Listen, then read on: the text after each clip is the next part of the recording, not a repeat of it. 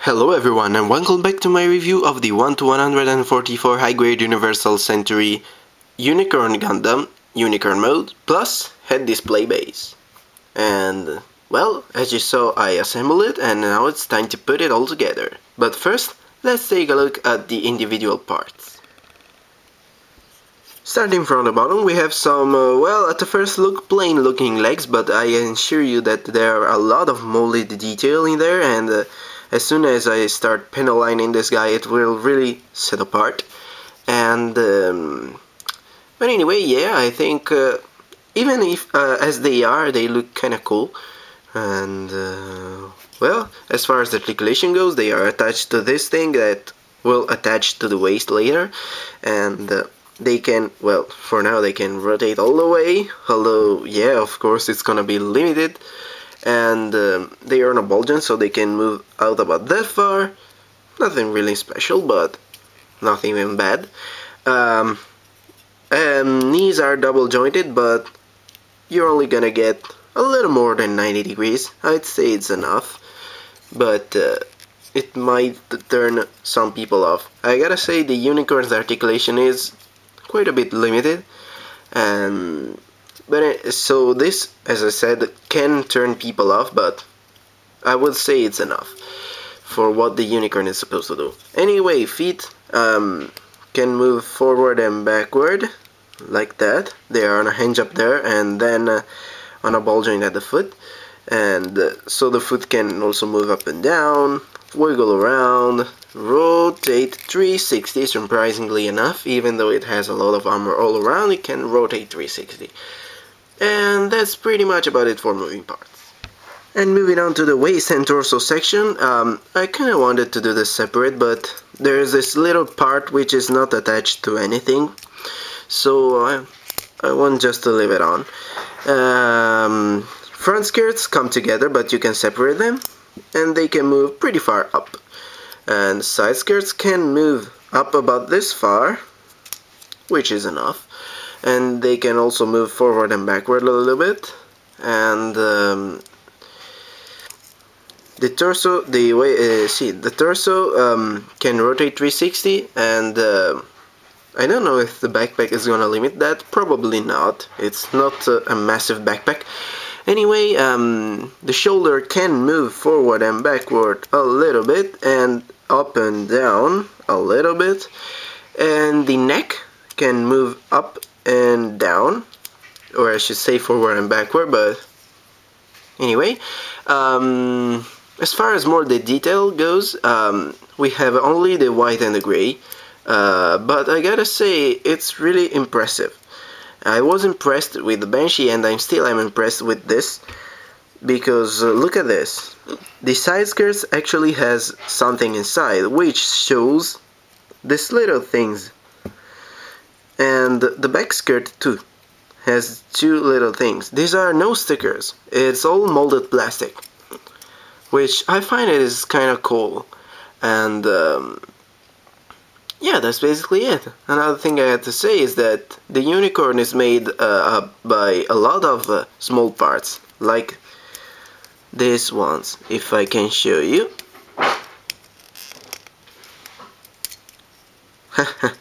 Apparently not. There we go. There are a lot of small pieces like this all around, so if you want to customize the Unicorn, really, you can. It's white, so it's not even gonna be difficult to paint over it. I think it's an awesome thing. You can customize it in any way you want if you don't like the white. I do like the white, but I might pick another one up just to customize it. Well, yeah, that's about it. So let's go with the arms then. Arms are pretty simple. We have the shoulder that moves up and down, allowing the arm to go this far up, pretty much. So with the shoulder, it's gonna move further. And it can rotate below the shoulder and bend at the elbow at one joint, Yes, it's a little bit limited for its age. And another thing that I didn't really like that much is that you can bend it backward too. There's nothing to limit the movement, so you have kinda to be a little careful with this guy if you don't want his arm to look broken.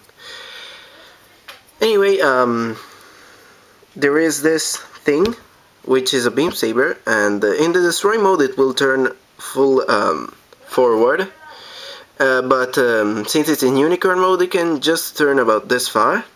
You can always take the beam saber off and pretend it's there, although it's not gonna look alright. And if you for some reason want to put a beam sticking out of his elbow, you can do that. Like this. As far as interchangeable hand goes, we have two normal holding hands for beam saber and tough, two open dynamic hand for both hands of course, and a trigger finger hand which I have now attached to the bazooka, which I'll get to that in a moment. And last but not least, we have the unicorn's head, which I personally think it's one of the best heads in the whole Gundam history. I really love this design.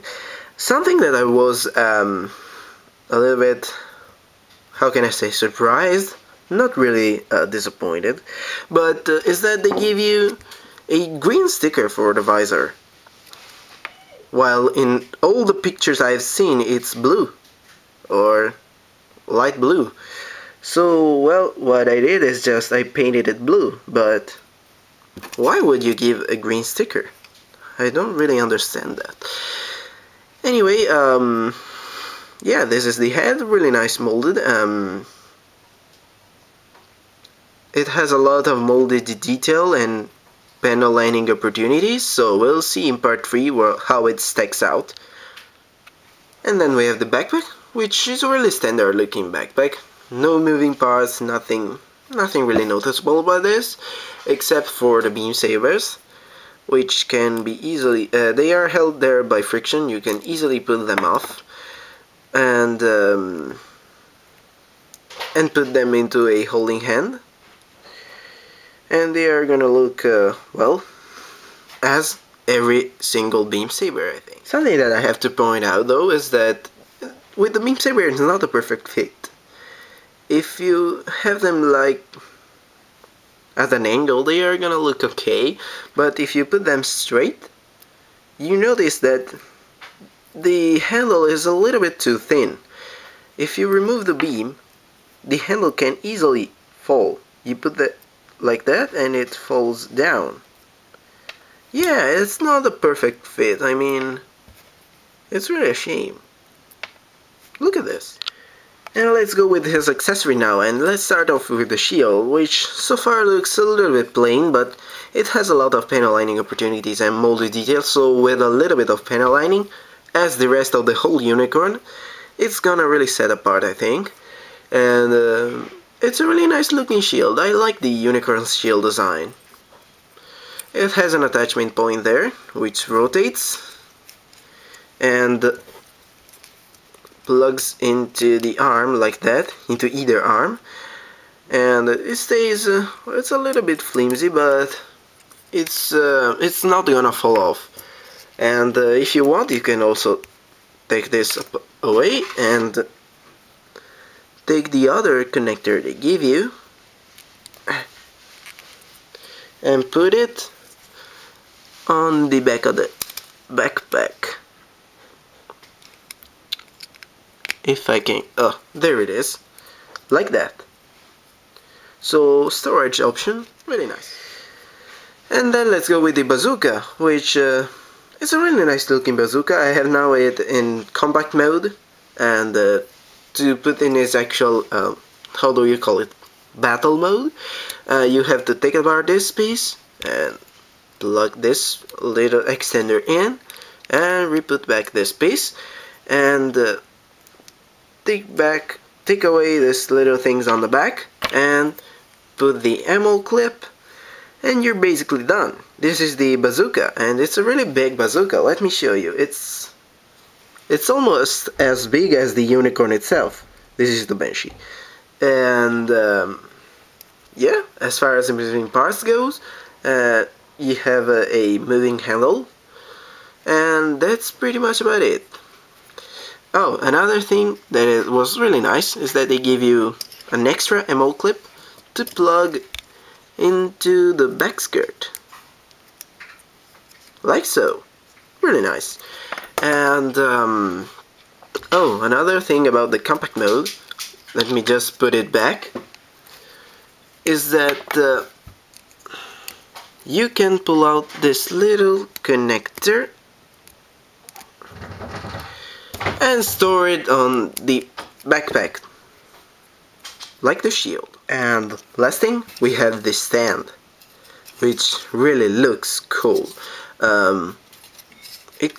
You have this rotating part, of course, and you can take this away and reposition it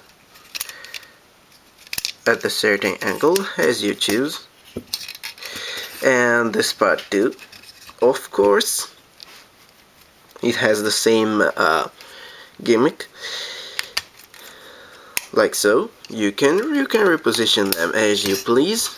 And let me just take away this thing now that I want to show the head. Now, it's all in white and red. It should have more detail, and I'm probably gonna paint it. And yeah, as far as articulation goes, it can move forward and backward, chicken-like, and rotate 360. And that's pretty much about it, and that's all you would expect from a head. Now, for the transformation, all you have to do is to remove these cheeks. Well, you should just rotate them, but remove them and put them backward, but I find it easy to leave them off until I finish the rest of the transformation. Now you have to take down the unicorn's face, take up the destroy, and then open the fin. Oh, something that I want to point out is that when you are in unicorn mode, it's not gonna be completely flash. So I suggest you just to choose one mode and leave it like that for forever. Anyway, as I said, open up the horns and then push backward the face, and the horns should move forward. I find this is the most difficult part of the transformation. Move everything forward, like so. I did that, and then put the unicorn face back, and put the destroy face forward, and then the cheek you removed before, you just rotate them and plug them back in.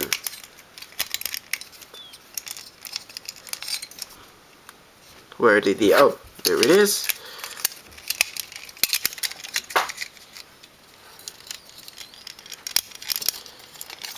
And you're basically done. And now that it's in destroy mode, you notice a little more the red, but you also notice that it's missing a lot of color abscess. Like the horns should be yellow, and the eyes, I don't think the eyes should be completely red like that. This should be some black, some detail all around. The neck should be gray. So yeah, this definitely needs some work, but as said in the unbox, it's not gonna be that difficult to work with such big parts. And yeah, once you've done that, it's gonna be completely worth it. I think I'm gonna display, since I have the unicorn in unicorn mode, I think I'm gonna display the base in destroy mode. And I will paint the horns yellow or gold. I don't know, we'll see. And everything, well, I will paint it gray, gold, and I will probably also top coat it. And well, yeah, that's basically it. Well, and now let's put it all together.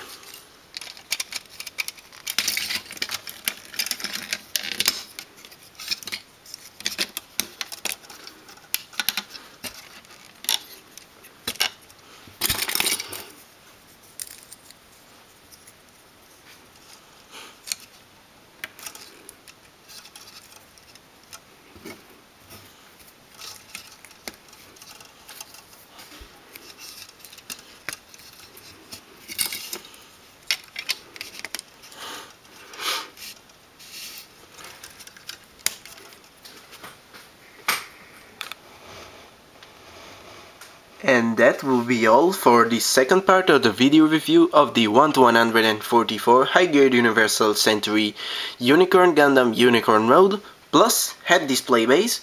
And well, stick around for part 3 where I'm gonna go over the fully assembled MS, you know, the posability and things like that.